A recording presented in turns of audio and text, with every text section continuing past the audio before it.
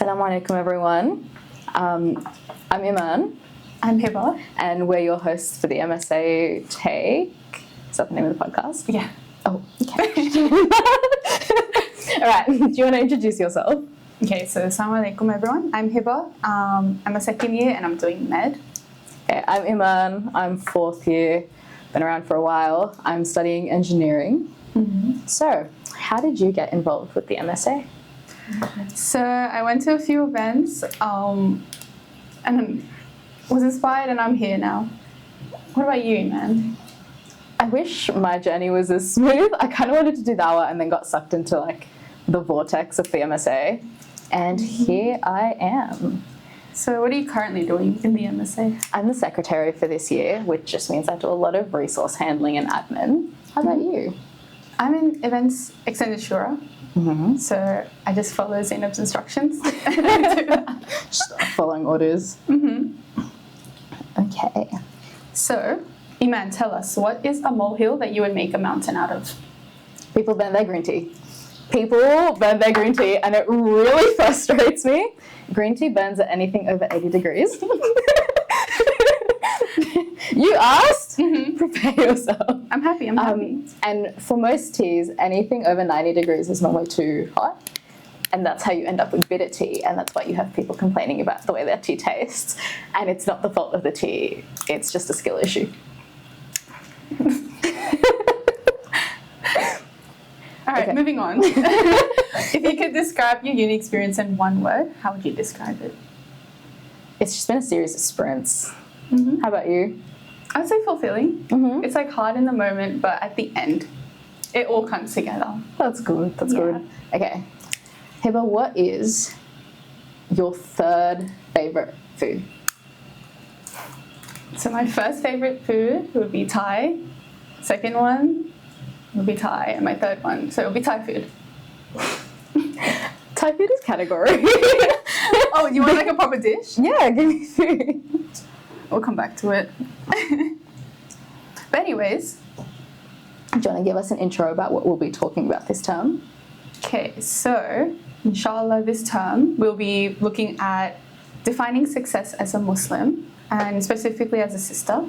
And we'll be looking at that through the university lens and also further on. And why do you think these are important for Muslim students? I think in general we tend to be a bit too close-minded in the way we perceive the world.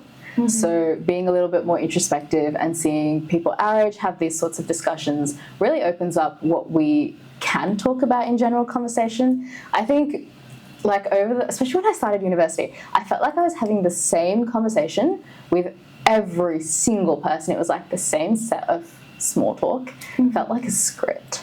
And I really want to push beyond that and actually talk to people and get to know how they think and get to know more about them. But yeah. So almost like we want to use this to get people to think introspectively more? Definitely. Right. Yeah. Is there a particular topic that you want to discuss this year that you're excited about or? I came across a lecture from Dr. Haifa Yunus. It was about feminism and Islam. So maybe inshallah further in the year we could discuss that. That would be good. Okay. We kind of discussed like the vision of this podcast and what we really want to do. Is there anything else or if you think about like who we want to reach with this, is there someone specific you have in mind?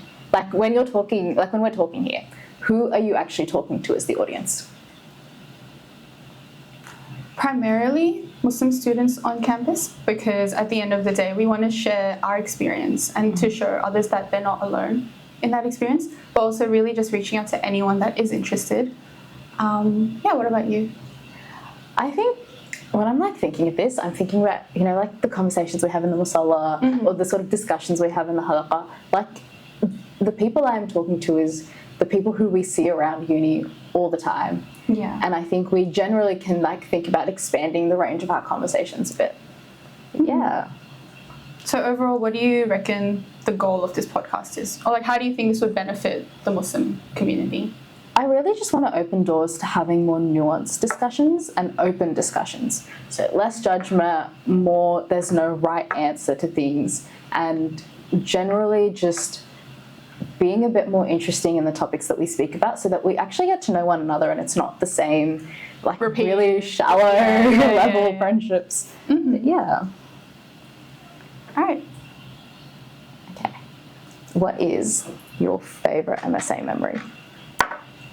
So I haven't been around for long, but one of my favorite memories was one of the first events I went to. It was a self-defense class, and I wasn't expecting much, but then I was tackled by my events lead, and that was pretty traumatizing going forward. You still chose to work with her? What can I say? I was kind of sucked in. But yeah, what's one lesson you've learned after being in the MSA for some time?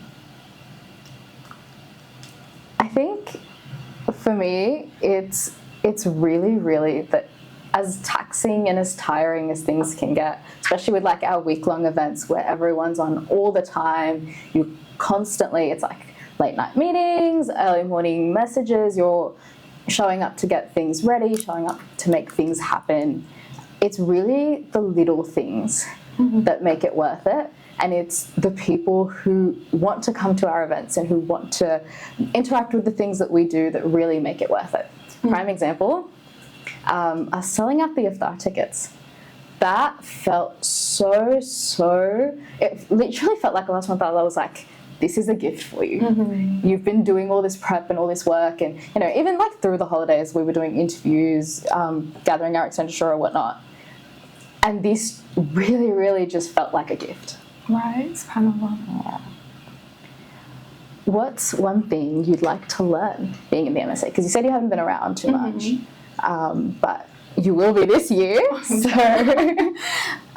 when I first joined the MSA, it wasn't really planned because I wasn't planning to join any societies in uni. But then when I was talking to all the girls, I realized the importance of having a Muslim community around you.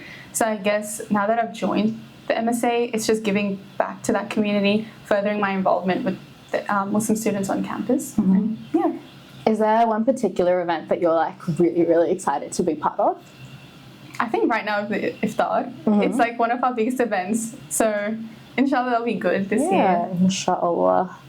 By the time we release this, the iftar will already be done, right? Yeah. Okay. And what's one thing you didn't know coming into the MSA? I didn't know what devs was, and that everyone says it. I was like, what does that even mean? I had the same experience. I didn't know what it was. I still can't use it.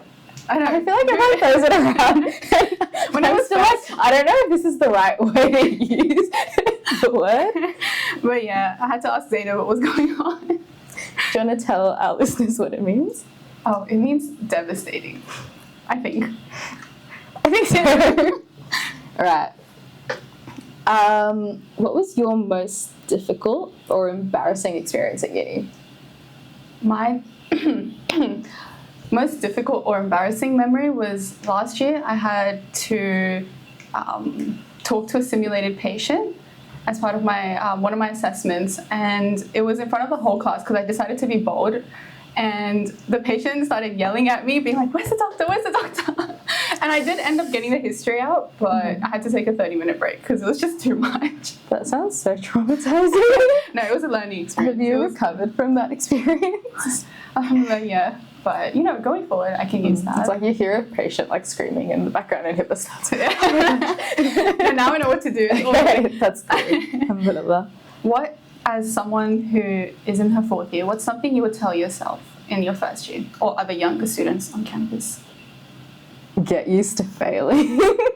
Not courses, or like not because you're not putting in effort, but one of the things that I've found happens at uni is that you try a lot, you put in the effort, and sometimes things don't work out.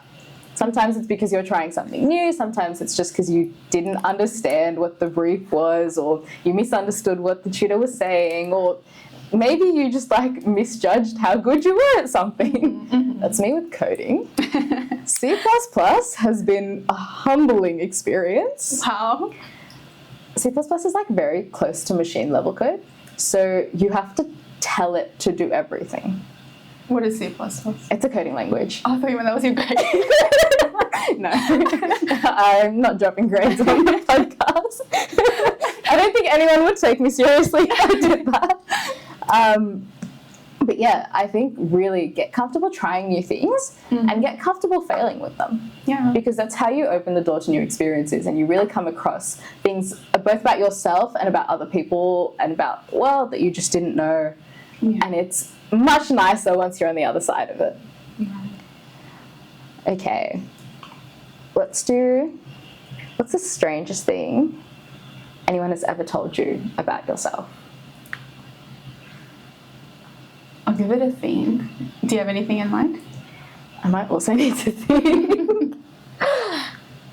Actually, I'm pretty well known for this, but I had to drive my uncle home once, and then by the end of the trip, he was like, "Your driving had me reciting the Shahada." But that's crazy because I'm such a good driver. So To your face? yeah, straight to my face. Before he got in the car, he was like praying as well. So I would cry. Actually, I have to drive like 20 below the limit when it's my grandma. Yeah. I think the strangest thing anyone's ever told me, I had a group project once, and we were just brainstorming. One of the girls was like, "Do you like think before you say things?" And I was like, what do you mean by that? And she's like, no, like I don't mean in a bad way, but it's like when you're giving ideas, it doesn't sound like ideas, it sounds like you're saying this would work. Mm-hmm. And to this day, I don't think I've recovered from that. I don't know how to like interpret that. Do you still give your ideas freely? Or? Yes. Yeah. That's not something I can change. Perhaps too often. Mm-hmm. Yeah. Okay, we hope that you were able to get to know us a little bit more.